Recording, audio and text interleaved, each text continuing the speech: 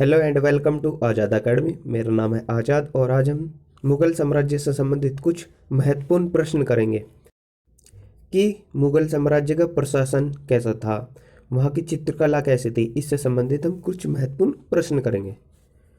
लेकिन शुरू करने से पहले प्लीज़ सब्सक्राइब आज़ाद अकेडमी। तो चलिए शुरू करते हैं। पहला क्वेश्चन, निम्नलिखित में से कौन जहांगीरी चित्रकार थे? नीचे दिए गए कोट से सही उत्तर चुनिए। तो पहला ऑप्शन एक दे रखा अबू रसमंद, दूसरा देखा अबुल हसन, तीसरा अकारिजा या चौथा मीर सैयद अली। तो आपको जैसे पता है कि हुमायूं के जब निर्वासन हुआ था तो वो फारस गया था। तो फारस से जब वापस आ रहा था तो उसके साथ दो चित्रकार आए थे साथ में। एक तो अबू रसमंद और दूसरा था मीर सैयद अली। लेकिन अकारिजा और अबुल हसन ये थे जहांगीर के चित्रकार। तो इसका ऑप्शन क्या हुआ? Option B right answer. Question number 2, Daswant और वसावंत प्रसिद्ध चित्रकार मुगल सम्राट के राज दरबारी कवि थे। तो किसके थे? अकबर के थे। क्योंकि जहांगीर के तो अबुल हसन और अकारिजा हो गए। औरंगजेब जो है ये चित्रकारी वगैरह पसंद नहीं करता था, तो इसके तो कोई होगा नहीं। और शाहजहां का जो था फ़कीरुल्लाह। तो इसका ऑप्शन कौन सा हुआ सही? ए। क्वेश्चन नंबर 3, दास्ता ए हमीर हमजा का चित्रांकन किसके द्वारा किया गया? देखिए, जो दास्ता ए हमीर हमजा है जो कि मोहम्मद साहब के चाचा के जो वीरतापूर्वक कारनामे हैं उनके ऊपर लिखे गया है। तो ये शुरू तो करा था मीर सैयद अली ने। जैसा कि आपको पता है मीर सैयद अली और अबू रसमंद जो है ये हुमायूं के प्रसिद्ध चित्रकार थे और इन्हीं के कारण जो है मुगल चित्रकारी की नींव पड़ी थी। ये दोनों जो है ये फारस से आए थे हुमायूं के साथ, लेकिन बाद में जो है अबू रसमंद की देख रेख में जो है ये पूर्ण हुई। ठीक है, तो इसका आंसर है ए। क्वेश्चन नंबर 4, चित्रकला की मुगल कलम भारतीय लघु चित्रकला की रीढ़ है। निम्नलिखित में से किस कलम पर मुगल चित्रकला का प्रभाव नहीं पड़ा? तो इसका सही आंसर है डी, ऑप्शन डी। क्योंकि उस समय की राजस्थानी भी थी, पहाड़ी भी थी और कांगड़ा भी थी। तो इसका सही आंसर है डी। क्वेश्चन नंबर 5, चित्रकला की मुगल शैली का प्रारंभ किया तो किसने किया था? हुमायूं ने। क्योंकि जब बिलग्राम के युद्ध के बाद 1540 में हुमायूं चला गया था फारस, और वहाँ से जब वापस आया था तो उसके साथ दो प्रसिद्ध चित्रकार आए थे। एक तो था मीर सैयद अली और दूसरा था अबू रसमंद। दोनों ने ही जो है मुगल चित्रकला की जो शुरुआत करी थी, नींव रखी थी। तो इसका आंसर है हुमायूं। क्वेश्चन नंबर 6, मुगल चित्रकला के विषय में कौन सा कथन सत्य है? युद्ध दृश्य बनते थे, पशु पक्षी और प्राकृतिक दृश्य थे, दरबारी चित्रण था या उपयुक्त सभी? तो इसका आंसर है उपयुक्त सभी, क्योंकि उसमें सभी तरह के चित्र बनते थे मुगल काल में। यहाँ तक कि उन्होंने जो है ना मनुष्य के चित्र भी बनाने शुरू कर दिए थे पूर्ण तरीके से, अच्छे से। क्वेश्चन नंबर 7, अकबर के शासनकाल में दक्कन में निम्न पद्धतियों में से कौन सा भू राजस्व वसूली का प्रचलित आधार था? तो दक्कन में पूछ रहा है। जैसा कि आपको पता है कि अकबर के शासनकाल में भू राजस्व प्रणाली बहुत अच्छी थी। उसने जो टोडर महल है उसने शुरू करी थी जब्त या आईने दहसाला, और एक थी कानकुत, और एक थी गल्ला बख्शी, या फिर इसे हम बटाई बोलते थे इसे। ठीक है, इसे बटाई बोलते थे। और एक थी नक्शबंदी। लेकिन जो हलों की संख्या थी किसानों की, वो जो है अकबर के शासनकाल में जो उत्तर में तो ये नहीं थी, लेकिन ये दक्षिण में प्रचलित थी। ये जो सारी थी ये उत्तर में प्रचलित थी, लेकिन हमें जो है हल की संख्या जो थी ये चलती थी कहाँ? दक्कन में। तो इसका आंसर है बी, हलों की संख्या। 8वां क्वेश्चन, मध्यकाल में बटाई शब्द का अर्थ था? जैसा कि मैंने बताया अभी आपको, गल्ला बख्शी या बटाई एक ही थी, और अकबर के शासनकाल में ये भू राजस्व वसूली की एक प्रकार का कर निर्धारण करती थी या लगान निर्धारण करती थी। तो इसका आंसर है लगान का निर्धारण तरीका। अगला, क्वेश्चन नंबर 2, मुगल शासन में तांबे का सिक्का कहलाता था, दाम कहलाता था। ठीक है, दाम कहलाता था, क्योंकि जो दाम है और रुपया है ये शुरू तो शेरशाह सूरी ने भी किए थे, लेकिन उस समय जो है रुपये जो कि चांदी का होता था, दाम तांबे का होता था, इनका अनुपात जो है 1:64 होता था। ठीक है, 1:64 होता था। लेकिन जो जो अकबर के काल में है वो इनका जो अनुपात था वो था 1:40। ठीक है, अगला क्वेश्चन, निम्नलिखित राजाओं में से किसने राम सीता की आकृतियां और रामसिया देवनागरी लेख से युक्त कुछ सिक्के चलवाए थे? तो किसने चलवाए थे? अकबर ने चलवाए थे। ठीक है, निम्नलिखित कथन ए एवं बी के व्याख्यान को पढ़ें और निम्न के कूट से सही का उत्तर चयन करें। पहला है, सभी मनसबदार सेना के अधिकारी नहीं होते थे। सही बात है, क्योंकि जो मनसबदार जो है वो सैनिक को भी दिया गया था और असैनिक को भी दिया गया था।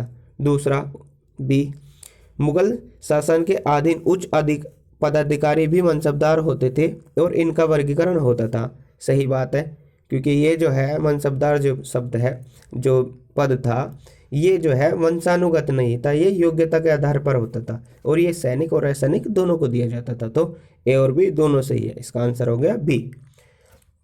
क्वेश्चन नंबर 12, मुगल सम्राट जिसने तंबाकू के प्रयोग पर निषेध लगा दिया, मतलब रोक लगा दी, कौन था? जहांगीर था, क्योंकि 1605 में पुर्तगाली जो है अपने साथ तंबाकू लेकर आए थे और भारत में यह बहुत ही प्रचलित हो गया कुछ ही समय में। लेकिन मनुष्य के शरीर पर इसके जो है साइड इफेक्ट होने लगे, मतलब जो है वो उसे नुकसान देने लगे, इसीलिए जो है 1617 में जो है जहांगीर ने इसे बंद कर दिया था। तो इसका आंसर है सी, जहांगीर। क्वेश्चन नंबर 13, कथन और कारण दे रखे हैं, बताना है कि कौन सा सही है। मुगल शासन में मनसबदारी प्रथा विद्यमान थी। हाँ, क्योंकि मुगल ने ही तो अकबर ने शुरू करी थी मनसबदारी प्रथा। मनसबदारों का चयन योग्यता के आधार पर होता था, ये भी सही बात है, क्योंकि ये वंशानुगत नहीं था और ये जो है योग्यता के आधार पर होता था। ठीक है, तो इसका ऑप्शन है, तो ऑप्शन है इसका बी, क्योंकि दोनों सही है लेकिन इसका कारण स्पष्ट नहीं करता। ठीक है, ऑप्शन क्वेश्चन नंबर 14, मुगल प्रशासनिक शब्दावली में माल क्या थी? माल क्या थी? भू राजस्व व्यवस्था थी। माल या माल गुजारी, जिसे हम बोलते हैं माल या माल गुजारी, जो कि भू राजस्व से संबंधित है। क्वेश्चन नंबर 15, मुगल प्रशासन में मदद मनसा इंगित करता है। मदद मनसा ऐसी भूमि थी जो विद्वानों को दी जाती थी, जिस पर कर नहीं लगता, टैक्स नहीं लगता था। विद्वानों को दी जाने वाली राजस्व मुक्त अनुदत्त भूमि। ठीक है, क्वेश्चन नंबर 16, मुगल प्रशासन के दौरान जिले को किस नाम से जाना जाता था? तो जिले को जाना जाता था वो सरकार नाम से जाना जाता था। इससे जो सरकार नाम से जाना जाता, लेकिन प्रांत जो थे, जैसे इस समय प्रोविंस है, जो स्टेट है, उसे जानते थे सूबा, और इससे नीचे जो आते थे परगना। पहले तो आता था सूबा, ठीक है, फिर आता था सरकार,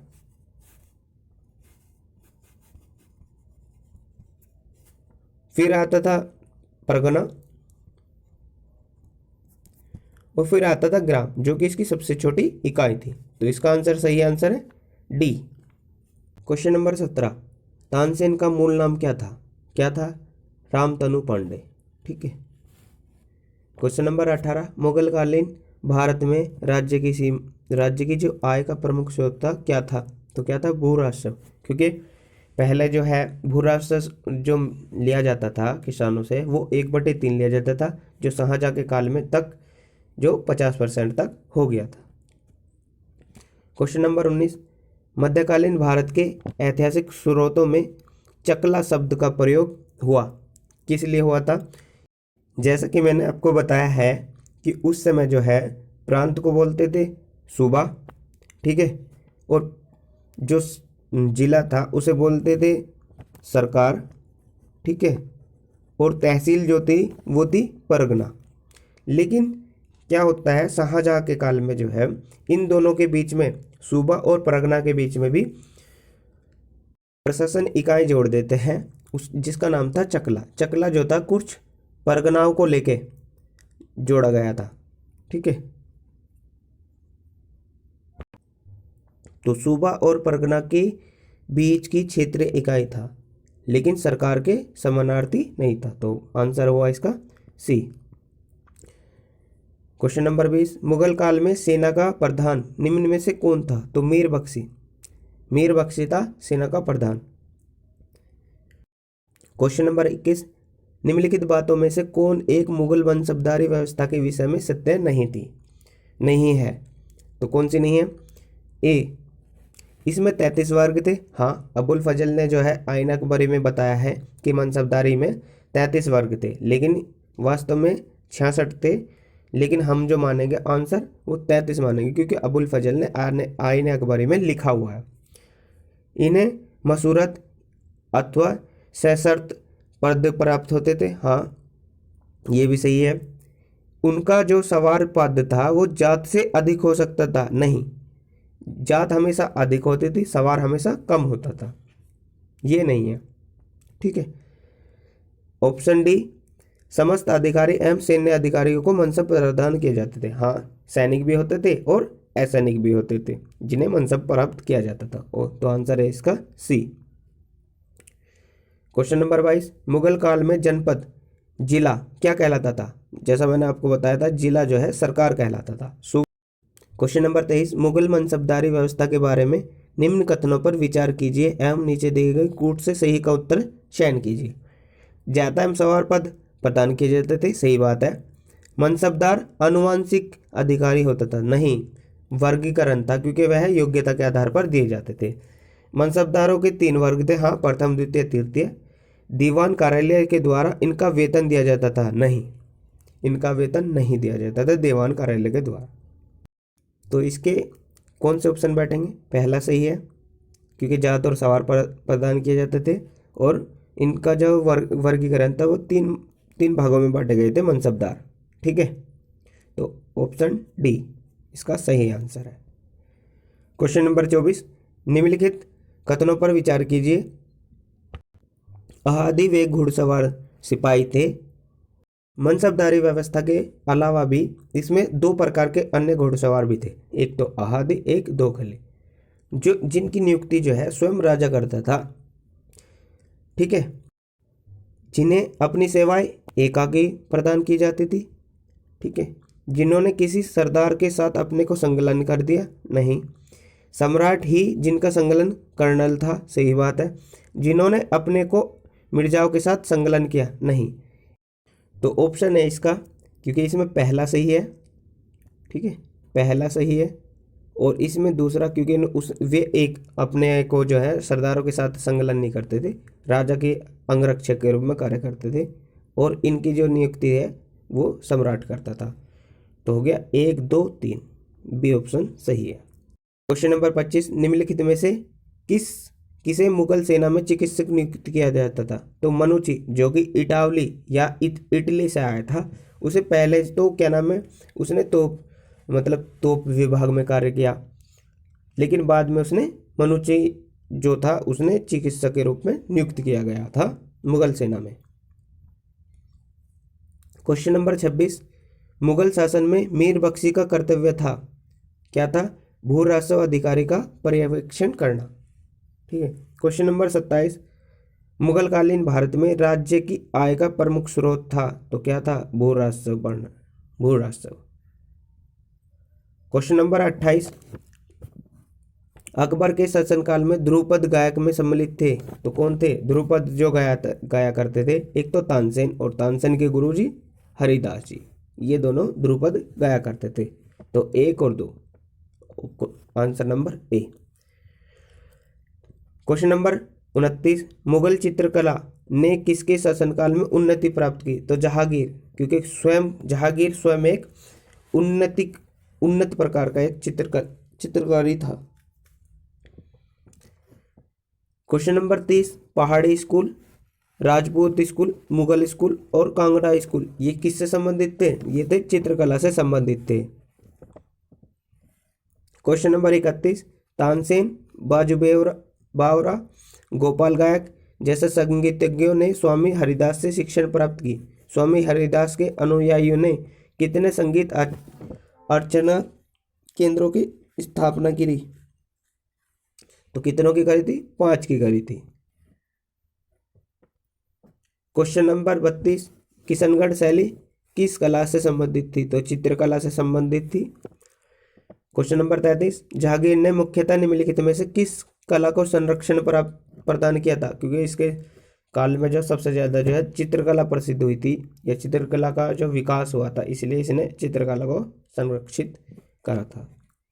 क्वेश्चन नंबर 34, प्रातःकाल में गाया जाने वाला राग कौन सा था? तो तोड़ी, क्योंकि तानसेन के 3 राग थे, मियाँ की तोड़ी, मियाँ की मल्हार, मियाँ की सारंग, और प्रातःकाल में गाया जाता था मियाँ की तोड़ी। क्वेश्चन नंबर 35, निम्नलिखित में से कौन सा एक संगीत वाद्य बजाने में औरंगजेब दक्षता हासिल थी? वैसे तो कहा जाता है कि औरंगजेब जो है नक्शबंदी संप्रदाय, जो कि सूफी संत का ही एक भाग था, उसका अनुयायी था, जो कि संगीत के विरोधी थे, लेकिन फिर भी यह वीणा बजाने में बहुत मतलब इसे दक्षता प्राप्त थी। क्वेश्चन नंबर 36, मुगल प्रशासन में महोत्सव क्या था? तो ये लोक आचरण विभाग था। लोक आचरण विभाग होता था, उसका अधिकारी होता था महोत्सव। ठीक है। क्वेश्चन नंबर 37, निम्नलिखित में से किस मुगल शासक ने लाला कलावंत से हिंदू संगीत की शिक्षा ली? तो किसने ली थी? अकबर ने ली थी। ठीक है। क्वेश्चन नंबर 38, प्रसिद्ध तानसेन का मकबरा कहाँ है? तो ग्वालियर में स्थित है तानसेन का मकबरा। क्वेश्चन नंबर 39, मध्यकालीन में भारत में मनसबदारी प्रथा खास तौर पर इसलिए चालू की गई थी ताकि सेना में भर्ती की जा सके? नहीं, ऐसा तो कुछ नहीं था। राजस्व संग्रहालय में सुविधा हो सके? नहीं। धार्मिक सामंजस्य सुनिश्चित की जा सके? नहीं। उसका साफ सुथरा प्रशासन लागू हो सके? सही बात है, क्योंकि मनसबदारी दी गई इसलिए थी ताकि इसका जो प्रशासन है साफ सुथरा हो सके। मनसबदारी में जो है 10,000 घोड़े तक होते थे मनसबदार में के पास, जो कि उनके योग्यता के आधार पर दिए जाते थे। इसलिए इसका आंसर है डी, साफ सुथरा प्रशासन लागू हो सके।